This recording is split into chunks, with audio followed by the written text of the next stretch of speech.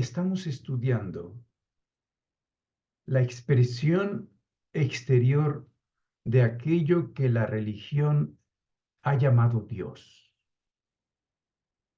Recordando las palabras de un gran maestro, el doctor José Manuel Estrada, que decía: a Dios se le ha pedido, se le ha adorado, pero no se le ha estudiado.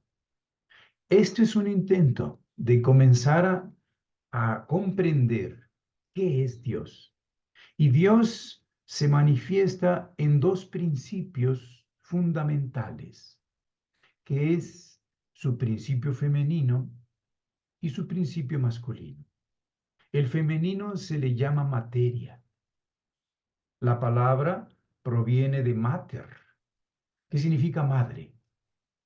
Y el principio masculino se conoce como espíritu.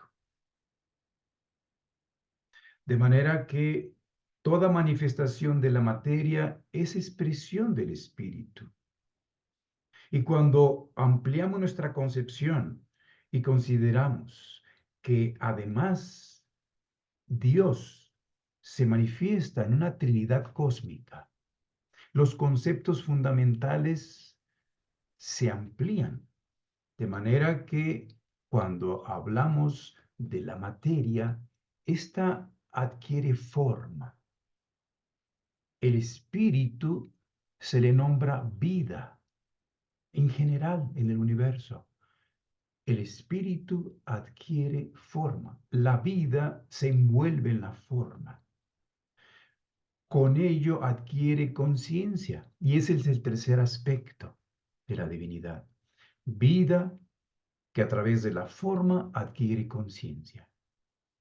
Y hemos visto 4 niveles en que se manifiesta esto: el mineral, el vegetal, el animal y el humano. Y debemos comprender que el ser humano es el único que tiene dentro de su cuerpo al espíritu, al yo, y por eso ha alcanzado la conciencia despierta, la conciencia llamada humana. Por lo tanto, es el espíritu más evolucionado de todos los reinos que conocemos en la tierra. Y debe quedar claro que son reinos que se encuentran en la evolución detrás de nosotros, de tal manera que no han alcanzado la conciencia que nosotros hemos alcanzado. El animal está un paso atrás, el vegetal está 2 niveles atrás y el mineral se encuentra 3 grados atrás en la evolución de su conciencia. Entonces tenemos pues que el ser humano es el ser más evolucionado en su conciencia en este planeta. Aunque también hemos visto que es el único que manifiesta en su vida el desequilibrio, porque el espíritu se encuentra dentro de su cuerpo aquí en la tierra, desconectado de los mundos superiores, y con ello adquiere libertad. Y con la libertad empieza a actuar de acuerdo a su propio criterio. Y como no tiene experiencias, pues comienza siendo ignorante. Es un proceso de adquisición de conciencia de sí mismo. Y con ello se equivoca. Y como se encuentra aquí en la Tierra sujeto a leyes de la evolución, una de las más importantes que rigen su evolución es la ley de consecuencia. Y se le conoce como la ley del destino. Eso es muy importante entenderlo porque la libertad entonces conlleva una responsabilidad. El animal está conectado todavía a la sabiduría del universo a través de su instinto, porque su espíritu no está dentro de su cuerpo físico, se encuentra en un nivel superior que se llama el mundo astral, que compenetra el físico, pero es más amplio. Pero como no ha descendido hasta el mundo físico, no se ha desconectado y no es independiente ni libre. Por lo tanto, es inocente y no es responsable. Es por eso que entendemos que a través de esta ley el ser humano va a vivir las consecuencias de sus acciones. Y los errores, las equivocaciones, pueden generar sufrimiento a los demás y a sí mismo. Y a través de ello tiene experiencia, una experiencia que va a nutrir su alma y le va a dar conciencia. También me gusta aquí recordar las palabras de ese gran maestro, el doctor José Manuel Estrada, que decía, usted es un ser humano y como humano tendrá que nacer y morir todas las veces que sea necesario para que su ser conozca todo lo que puede conocer de sí mismo en esta dimensión de la vida. Esto hace que nosotros comencemos a ampliar nuestra visión de la vida humana, que no comienza con el nacimiento y tampoco termina con la muerte. Hemos hecho ya una comparación de lo que significa el dormir con este proceso de dejar el cuerpo físico en lo que llamamos la muerte. Y en el dormir nosotros también abandonamos el mundo físico, abandonamos temporalmente el cuerpo físico, pero el cuerpo físico queda todavía compenetrado por el cuerpo que le da vida, que se llama el cuerpo vital. Por lo tanto, cuando dormimos, aunque no estamos conectados y estamos inconscientes, estamos vivos y al día siguiente retornamos. O sea, el cuerpo astral y la mente que se lleva el espíritu se separan temporalmente durante el sueño. Y al día siguiente retornamos y la memoria que tuvimos de los días anteriores permanece al despertar. Y podemos continuar en el punto que nos hemos quedado de nuestra vida. Esto es muy importante porque aquella ley que dice, muy en la ley hermética, muy antigua, que dice como es abajo es arriba, como es arriba es abajo, nos ayuda a comprender ahora qué sucede cuando hacemos la última exhalación y morimos. Entendiendo el sueño, comprendemos gradualmente el proceso de la muerte. El sueño, por lo mismo, se considera el hermano menor de la muerte. La diferencia está en que al dar la última exhalación, nosotros desconectamos todos los vehículos del cuerpo físico. O sea que el cuerpo vital también se separa junto con el cuerpo astral y la mente del cuerpo físico. Y entonces en el lecho queda el cuerpo físico, que ahora va a perder temperatura y se va a poner duro y va a empezar a descomponerse porque se ha separado el espíritu.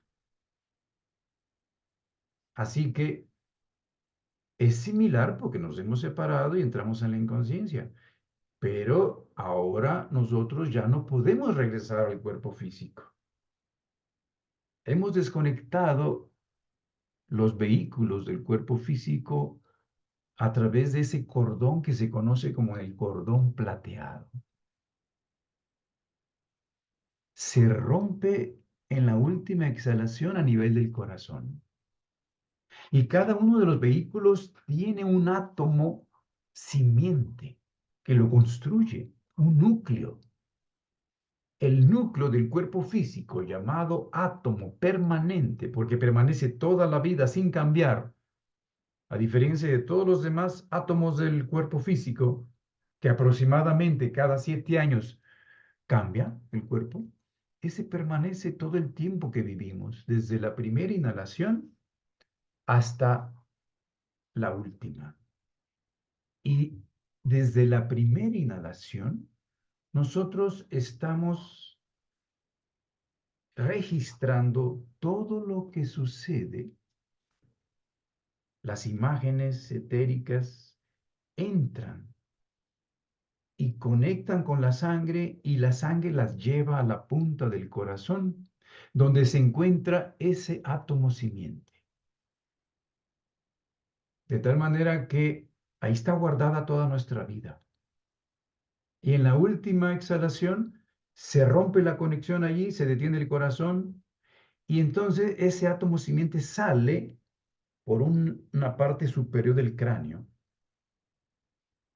junto con los vehículos superiores en forma espiral. Y esto hace que comience un proceso de revisión. Se presenta ante el fallecido toda la experiencia que ha acumulado en su vida.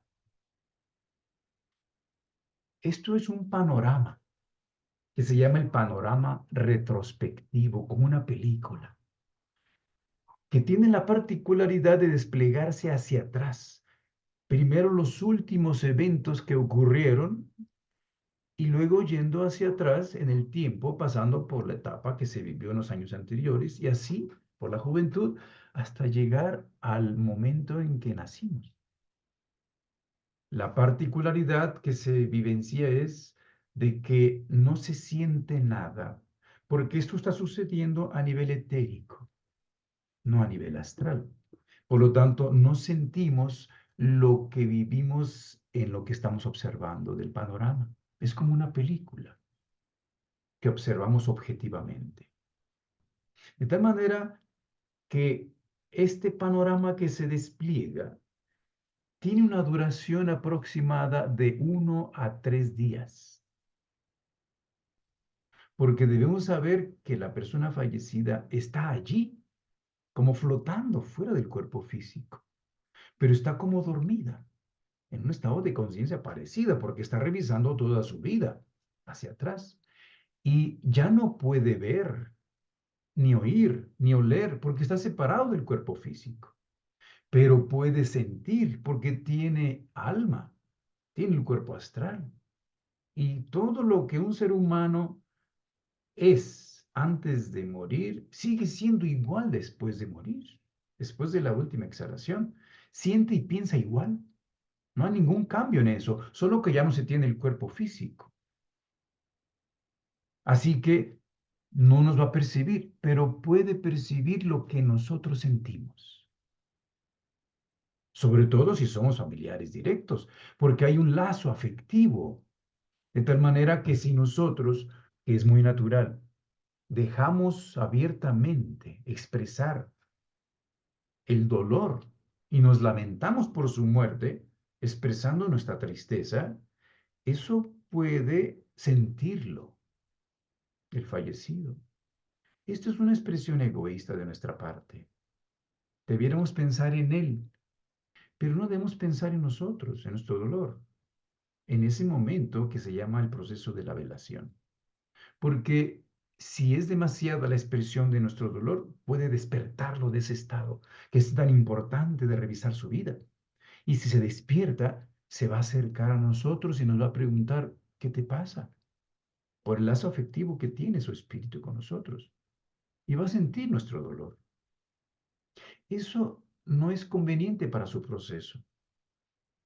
Tengamos una atmósfera, nuestro pensamiento, nuestro sentir hacia el fallecido, pues de amor, de paz, que le sirva como cuando alguien está dormido y lo dejamos descansar. Él está no descansando, pero está procesando su vida. Después de haber pasado este tiempo,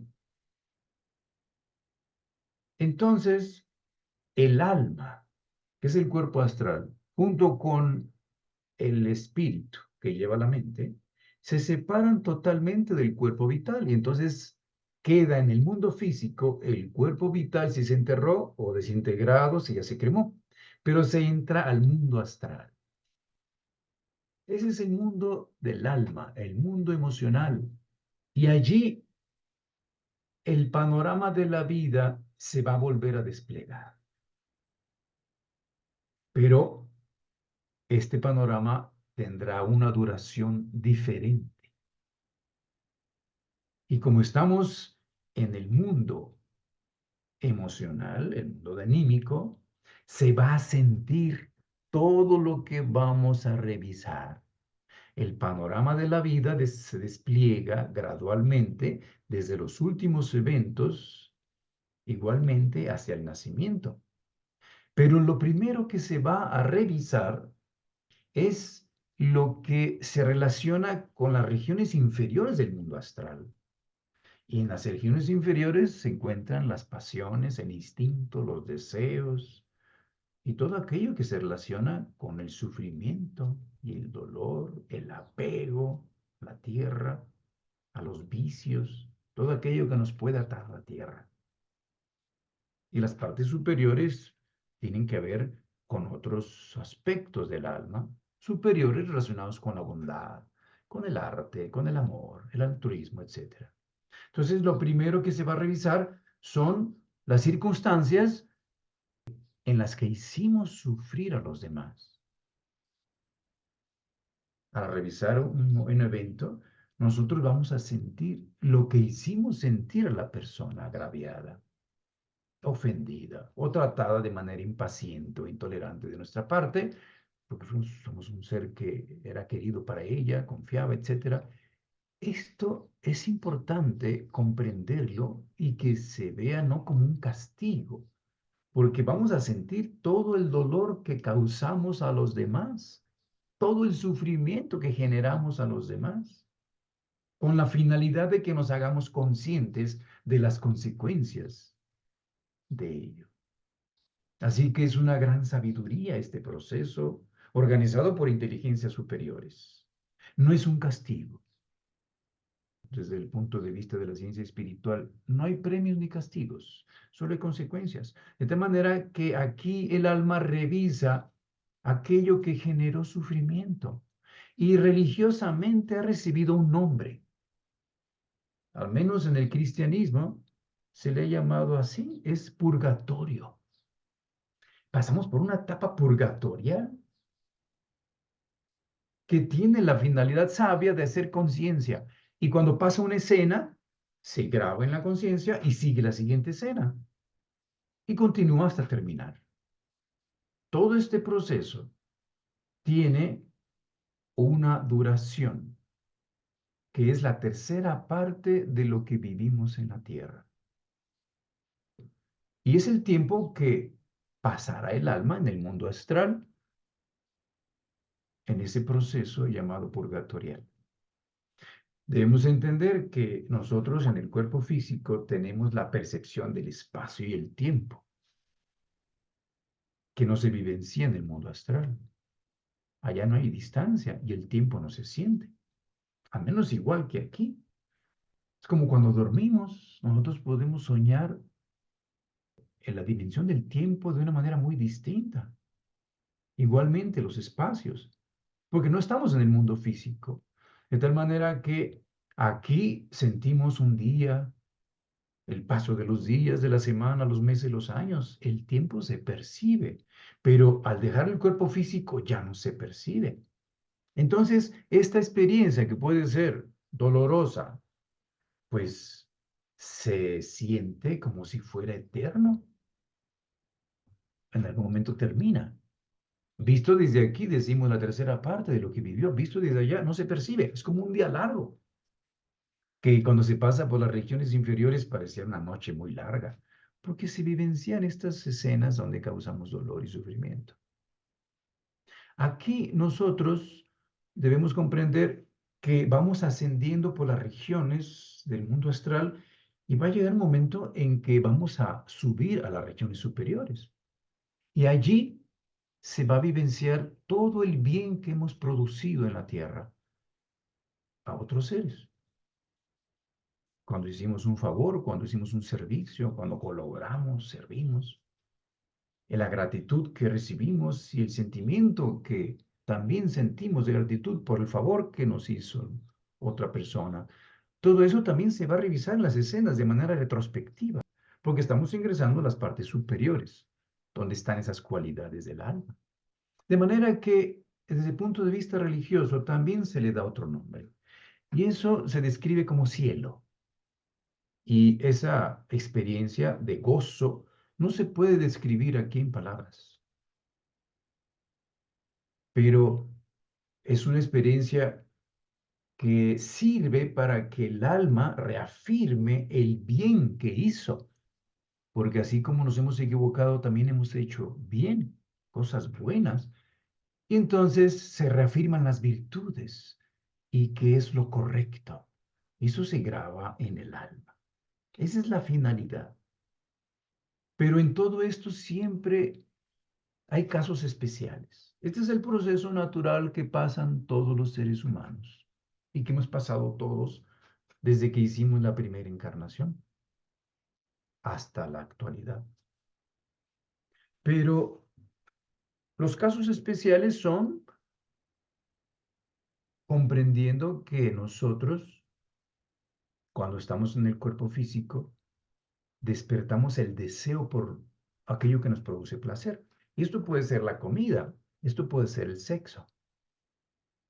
De manera que si uno está demasiado atado a ese placer, se identifica tanto y lo desea tanto, incluso en las últimas etapas antes de morir, ese deseo está en el alma, no está en el cuerpo. Y cuando el cuerpo fallece, el alma sigue sintiendo el deseo.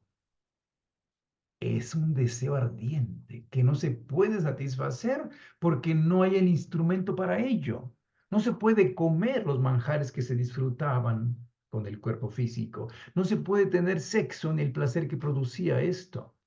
Y ya no teniéndolo se sufre. Y como no se siente el tiempo, se siente y se cree que es eterno. Por lo mismo de que no se puede satisfacer, se va debilitando. Y llega un momento en que desaparece. El tiempo de su duración dependerá de la intensidad del apego. Y así como hablo ahorita del sexo y hablo de la comida, puede ser a otras cosas.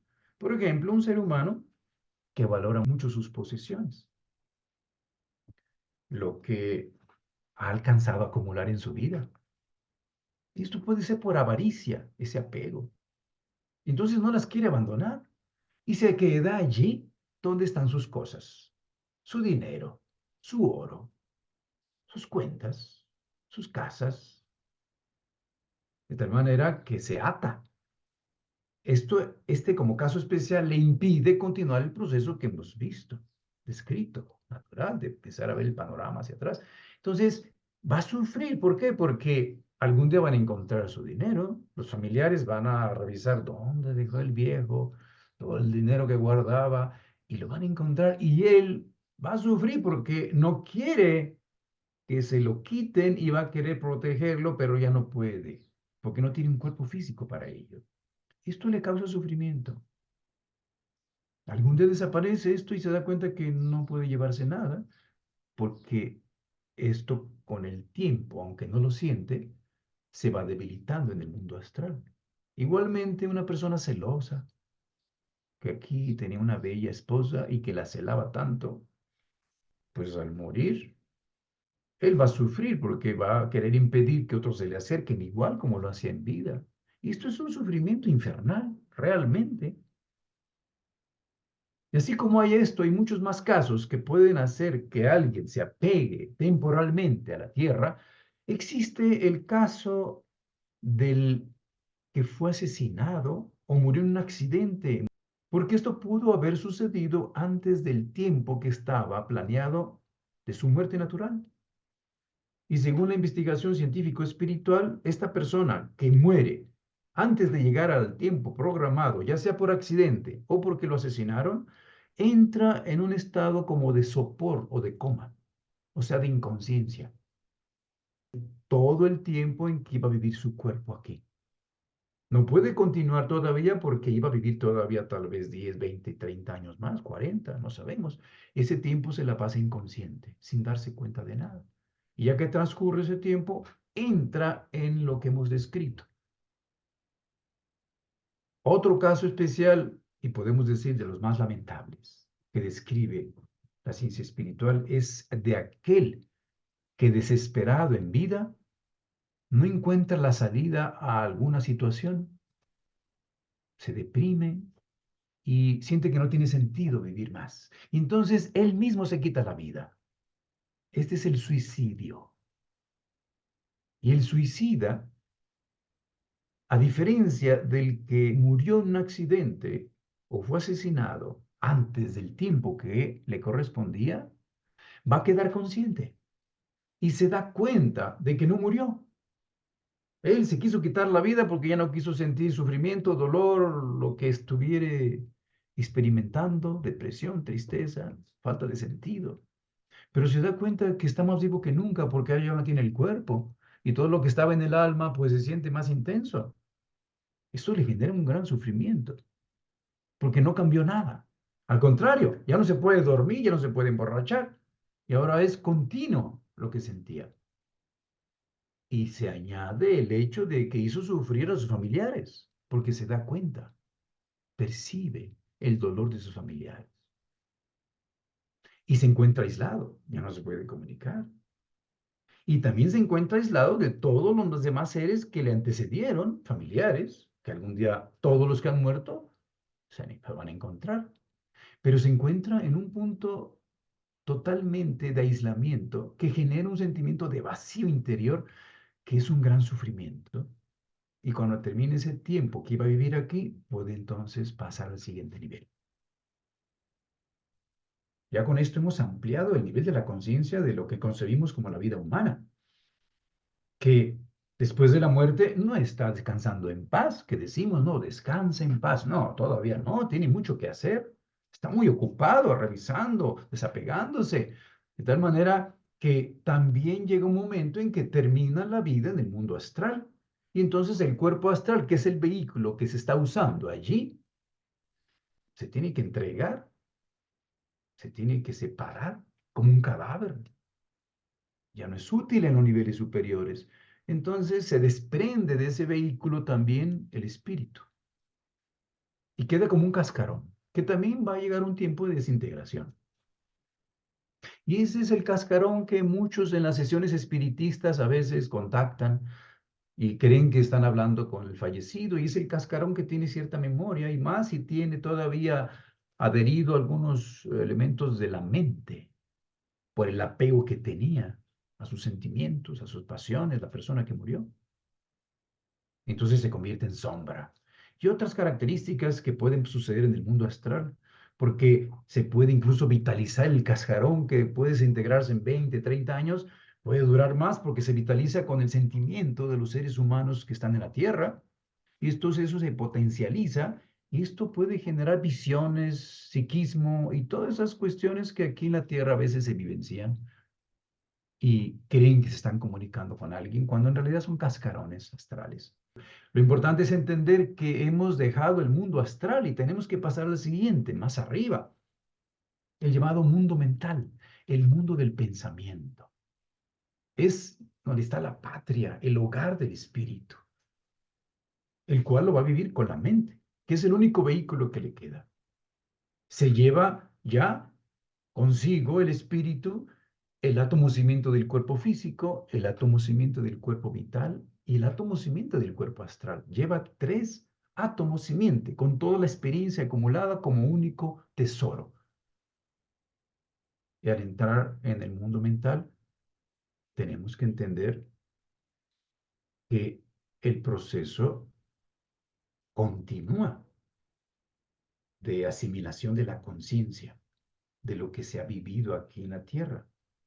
De manera que ese mundo, llamado el mundo del Devachan, por la teosofía, por la antroposofía y otras líneas, es el mundo del pensamiento. Y el primer nivel, la región inferior de ese mundo, pues es el mundo del pensamiento concreto. Y luego tiene una región superior, que es el mundo del pensamiento abstracto, el mundo mental superior. De tal manera que en esas regiones inferiores, pues tienen su correspondencia con la tierra también. Ahí están los arquetipos y todo lo que se ha pensado que aquí existe como formas materiales. Los continentes que vemos a nuestro alrededor en la Tierra, esas formas que tienen todos los cuerpos físicos de los minerales, vegetales, animales y humanos, todas las formas materiales del mundo físico tienen un arquetipo mental que se encuentra allí en el mundo del pensamiento. Y se llama la primera región, pues la región continental. La segunda región están los arquetipos de la vida, que se encuentra aquí en los vegetales, animales y humanos, en todo el planeta. Se siente allí como un fluido que compenetra todo. Es la región oceánica del mundo mental. Y más allá está la región aérea o atmosférica, que se corresponde con todo lo que aquí se siente, se relaciona con las emociones y los deseos, o sea, los arquetipos del alma, del animal y de los seres humanos.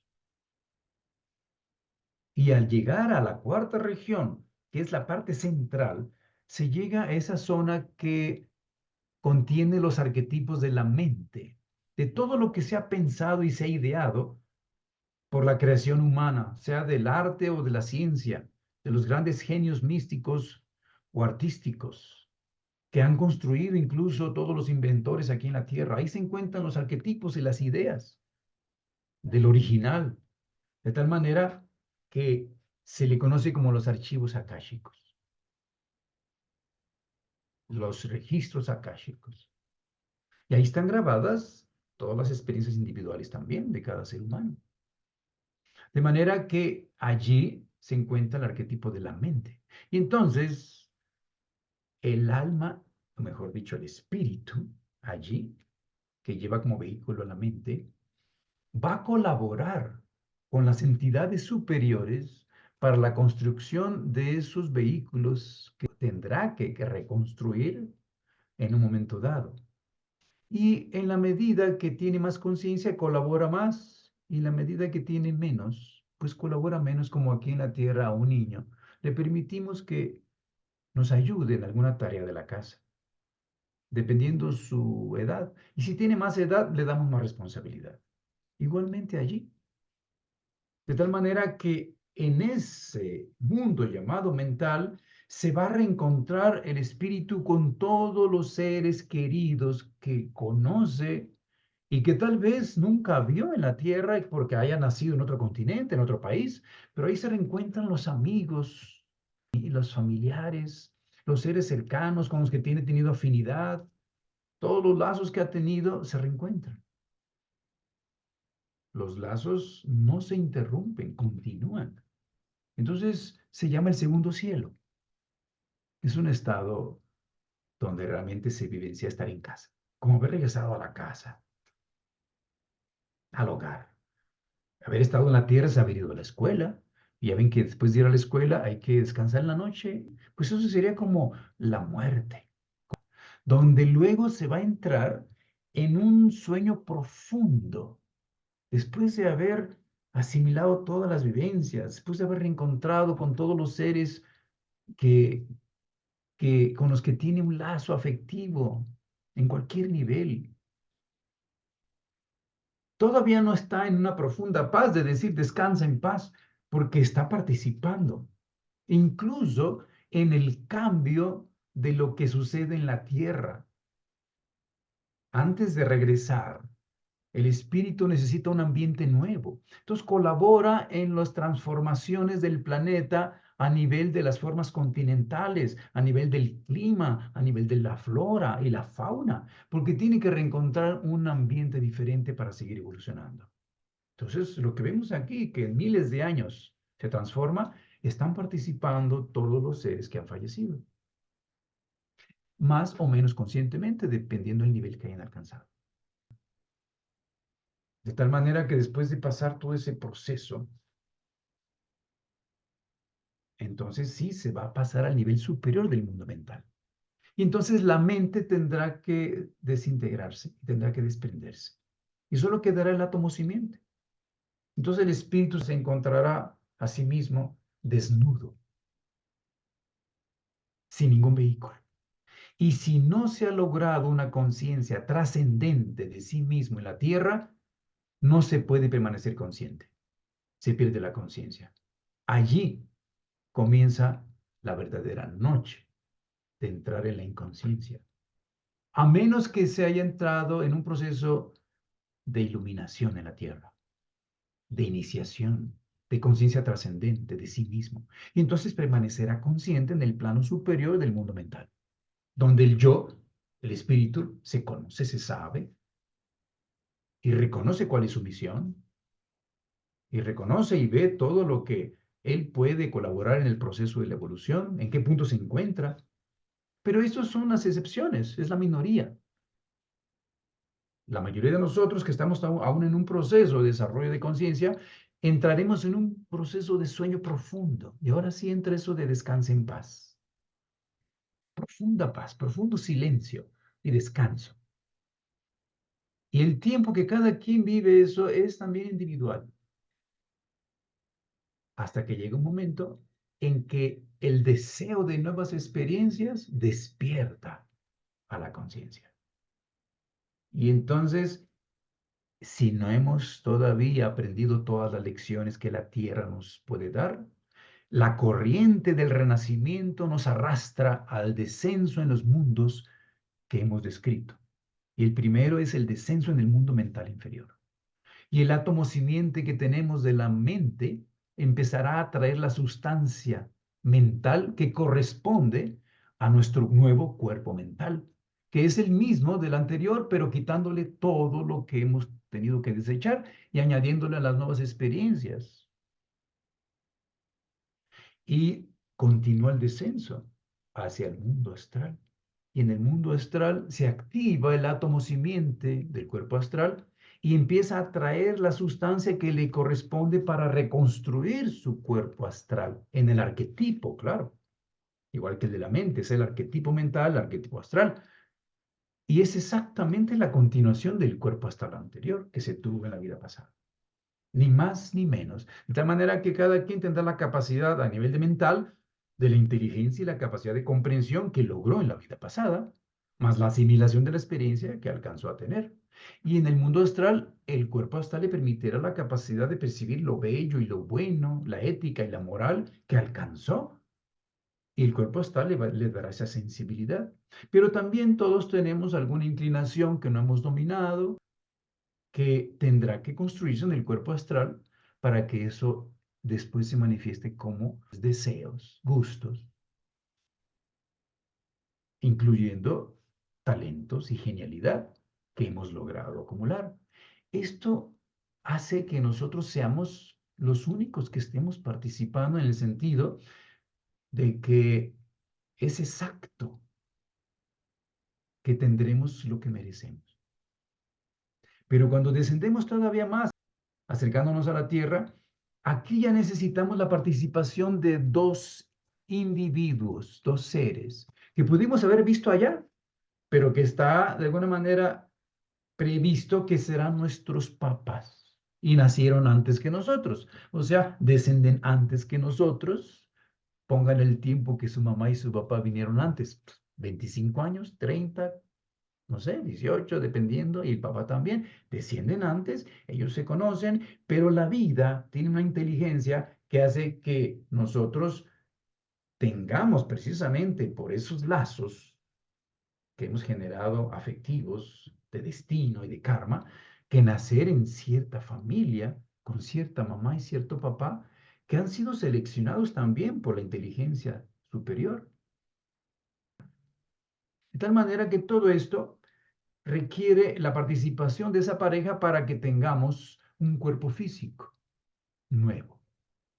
Y entonces también en la construcción del cuerpo etérico ya participan otras entidades también, que se llaman los ángeles, que tienen que ver con los 4 puntos cardinales. Y los espíritus de la naturaleza que se relacionan con los 4 estados de la materia, los 4 niveles del éter, para construir el cuerpo etérico. Es mucho más complejo. De tal manera que será lo más cercano a su naturaleza espiritual. Y así nos acercamos a la concepción. Pero cuando adquirimos el cuerpo etérico, nosotros tendremos una experiencia similar a la que tuvimos al morir. Cuando revisamos a nivel etérico nuestra vida como panorama retrospectivo. Ahora se nos presentará la vida de manera anterospectiva hacia adelante. Todos los eventos que tendremos que vivir por destino en este planeta se llama el destino maduro, se nos van a presentar a la conciencia. Por supuesto que es de manera líneas generales, porque si no, no tendríamos libertad. Tendremos la libertad de cómo reaccionar y qué actitud tendremos ante eso. Y eso no se ve en el panorama, eso lo veremos cómo lo haremos. Pero de manera general, las circunstancias se van a presentar a la conciencia antes de nacer. Y esto se da cuando se adquiere el cuerpo etérico. Y cuando ya finalmente se hace la concepción, nosotros no participamos en la construcción del cuerpo en las primeras 3 semanas. Lo hace la mamá sola. El proceso embriológico que se está gestando es como la digestión en cierta manera. Cada quien hace su digestión, nadie más participa en ella. Y cada quien la está haciendo, pero de manera inconsciente. De manera que igualmente una mujer, cuando se embaraza y cuando está empezando a desarrollar el embrión, ella no es consciente, pero está actuando en la construcción del vehículo a nivel embriológico. Y nosotros esperamos hasta que suceda la 3.ª semana aproximadamente, en donde a partir de allí comenzamos a colaborar en el proceso y a empezar a hacer las conexiones con el vehículo físico. De manera que así se hace la impronta para que aparezca la individualidad del cuerpo. Aunque se parece a los hermanos por la herencia, habrá ciertas distinciones por la individualización personal. Es allí que el espíritu participa para que haya ciertas particularidades que merece tener el cuerpo, incluso ciertas debilidades que tiene que tener por cuestión kármica. Por eso es de que los hermanos en una familia, aunque tienen la misma herencia físicamente, algunos tienen alguna debilidad o alguna tendencia a enfermarse de cierta forma o de otra. Por decir un ejemplo, para que entendamos un poco esto de la ley del karma. Si una persona en la vida anterior tuvo el espíritu de lucro demasiado intenso, a todo le veía la manera de lucrar, los intereses de hacer de más dinero, y fue demasiado, esto trae una tendencia física en la siguiente encarnación a padecer enfermedades infecciosas más frecuentemente. Su sistema inmunológico va a ser más débil. Si la persona fue demasiado materialista en su manera de pensar y solo consideró que existía el cuerpo y no existía ni el alma ni el espíritu. Hay muchos así, intelectualizados así. Eso puede tener como consecuencia que tenga una tendencia a desarrollar nerviosismo, ansiedad, problemas del sistema nervioso, que actualmente vemos que son cada vez más frecuentes, que incluso puede llevar en la edad adulta a la demencia precoz. ¿Y acaso no estamos viendo cada vez en las ciudades más desarrolladas de primer mundo, cada vez más procesos de demencia precoz, Alzheimer, desarrollo de degeneración esclerótica, que hace que en la vejez ya no se tenga la lucidez como en la antigüedad se tenía, como se llegaba anciano, ¿no? Y el anciano era el sabio. Y ahora llegan a la vejez, no se hace anciano, se hace viejo y ya nadie quiere vivir porque empieza a olvidar todo, porque el cuerpo ya no funciona ni sirve, se convierte en una prisión. Todos esos procesos escleróticos degenerativos pueden ser consecuencia de una actitud. Fíjense la importancia de entender la ley de la causa y el efecto que gobierna el universo. Y así puede uno continuar investigando lo que uno tiene en la vida al nacer, en su cuerpo físico, en su vitalidad, en su capacidad de percibir éticamente la vida, moral y su capacidad de comprensión e inteligencia, pues los dan sus vehículos y eso los construyó él mismo. Nosotros en la vida estamos haciendo las cualidades de los vehículos de la siguiente encarnación. En este momento yo puedo empezar a cambiar el curso si comienzo a abrirme a esta realidad espiritual y a estudiar qué significa lo espiritual y evitar problemas que van a venir como consecuencia natural. Cuando nosotros hacemos la primera inhalación, antes de hacerla, estamos todavía en un proceso como soñando, porque cuando ya adquirimos las conexiones con el cuerpo, el feto, ya no es embrión, entramos gradualmente en un sueño y nos desconectamos de las esferas superiores.